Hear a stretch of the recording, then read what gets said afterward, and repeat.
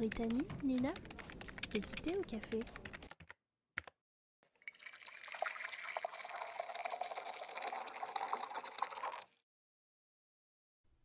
Équité vous présente Et si tout changeait, écrit par Koba Giraffe avec la collaboration de Brittany et Nina. Dans une petite maison, dans un petit village au sud de l'Isère, Martha, 36 ans, plombier de son métier, est en train de border sa fille Oran, 8 ans, écolière.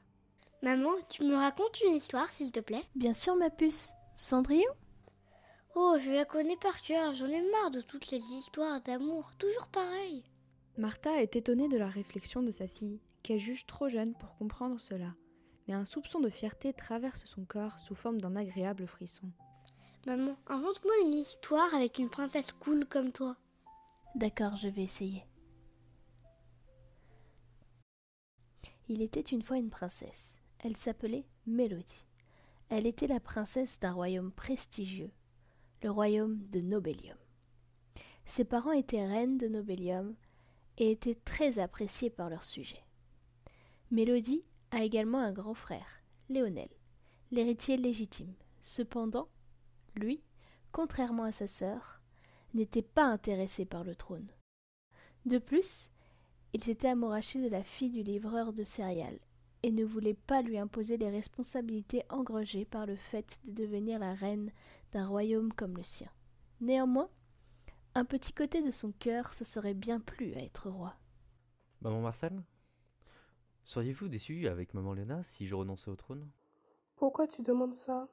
Tu sais très bien qu'on s'en fiche de ce que vous faites, toi et ta sœur, tant que vous êtes heureux.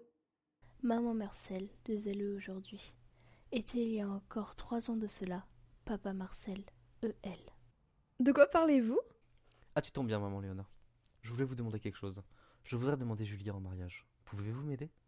Mais bien sûr, mon trésor, on va t'aider. Depuis le temps qu'on attend ça.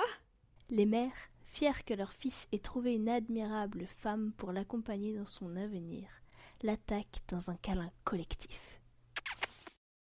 Après des jours et des jours de préparation pour la réception, à laquelle tous les sujets, nobles ou non, furent invités pour assister à une annonce officielle, tout est fin prêt.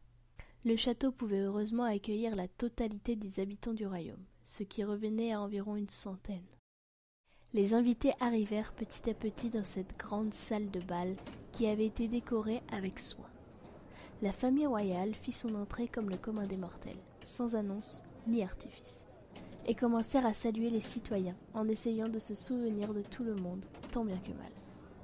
La soirée battait son plein, les sujets avaient l'air heureux d'être présents et attendaient avec impatience le discours. Mesdames et messieurs, notre fils Léonel va vous exposer son annonce. Voulez-vous faire le silence, s'il vous plaît? Bonsoir à vous. J'espère ne pas vous avoir fait trop languir. Je vous déclare donc qu'à partir de ce soir, je renonce au trône, laissant l'héritage de ce magnifique royaume à ma très chère petite sœur, Mélodie de Nobelium.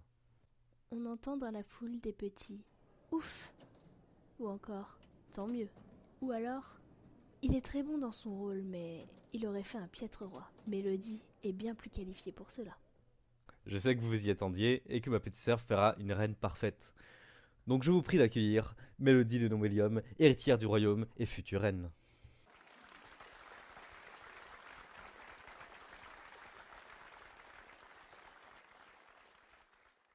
J'ai une dernière chose à dire.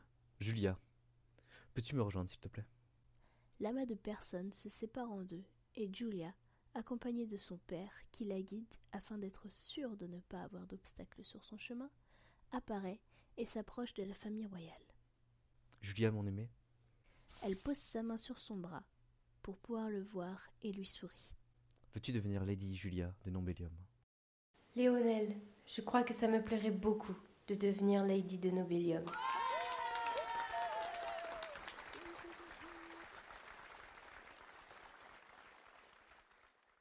Félicitations Julia et Léonel, je vous souhaite tout le bonheur du monde. Merci Mélodie. Vous ne trouvez pas qu'il y a une odeur étrange? Non, je ne sens rien. On dirait du gaz. Si, c'est ça. Il y a du gaz. Il faut évacuer. Que tout le monde sorte dans les jardins! Heathcliff, cherche un expert et trouve d'où provient cette fuite, s'il te plaît. Suite à 2 heures de festoiement dans les jardins afin de n'affoler personne, Heathcliff revient, l'air confiant. Mes reines, nous avons localisé le souci.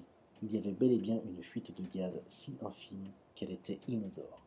Il s'agit de sulfure d'hydrogène qui s'est échappé d'une fosse septique, un gaz mortel. Heureusement que vous avez pu évacuer tout le monde à temps. Merci, Heathcliff. Mes chers sujets, le problème a été pris en charge. Nous devons un immense merci à notre sauveuse du jour. Sans ses capacités exceptionnelles d'odorat, nous serions possiblement tous morts à l'heure qu'il est.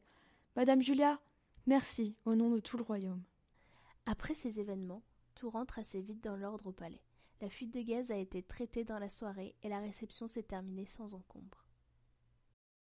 3 semaines plus tard, la préparation de la cérémonie de couronnement avait été programmée. Alors, cette cérémonie de couronnement, elle avance ? Oui, très bien. Les organisateurs sont contents de n'avoir qu'une personne à couronner parce qu'ils ont si peu de temps. Heureusement que je ne suis pas obligée d'être mariée pour devenir reine comme dans les contes que maman Marcel nous lisait quand on était jeune. Tu m'imagines, moi, mariée ? Pauvre personne.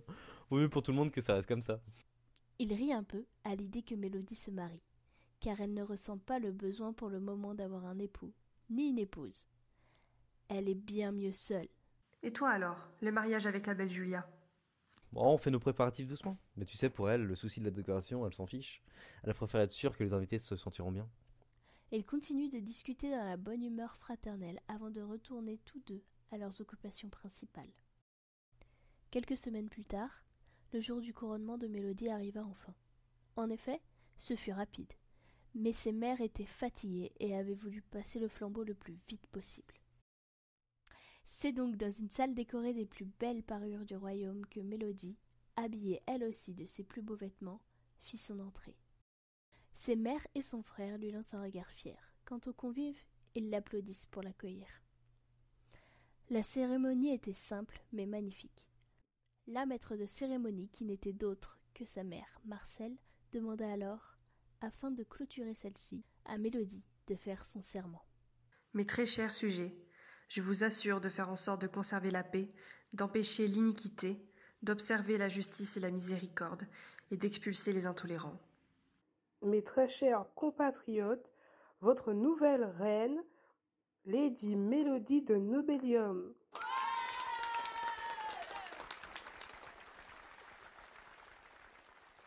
La foule l'acclame et une soirée inoubliable en découle. Oh, Madame la reine! Léonel, te moque pas!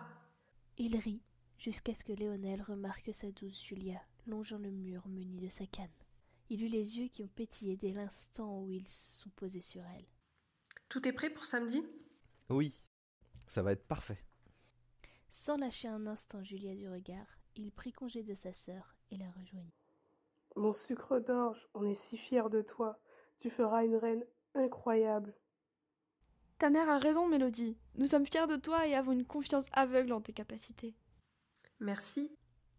3 jours plus tard, nous voici de nouveau dans cette salle de réception, décorée différemment, mais tout aussi magnifique. Léonel était debout devant l'autel, attendant avec impatience sa dulcinée. Mélodie, de l'autre côté, en son rôle de reine, avait tenu à les unir.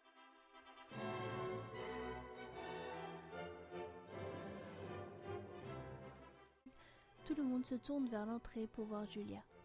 Au bras de son père, sa beauté n'a d'égal dans sa magnifique robe blanche. On pourrait croire qu'elle vient de la royauté.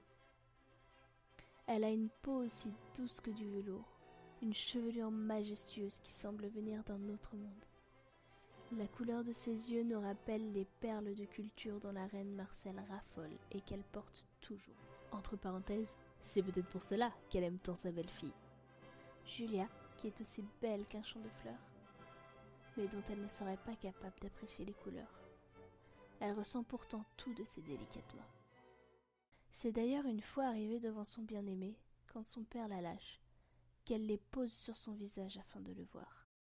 Elle poursuit, allongeant ses épaules pour sentir son costume, puis lui prend les mains, beaucoup plus rugueuses que les siennes, et il se tourne vers Mélodie, qui commence alors la cérémonie. Puis, après l'échange des vœux, elle dit enfin les mots tant attendus.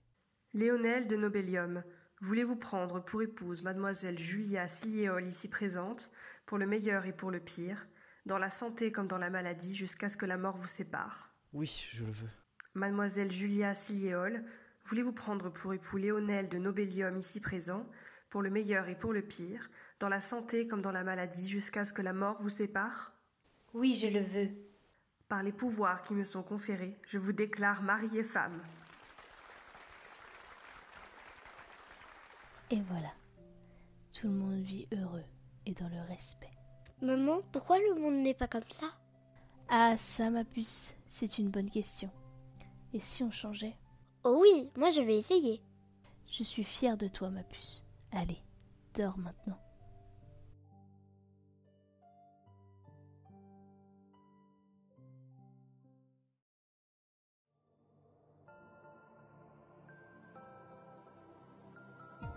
C'était Et si tout changeait?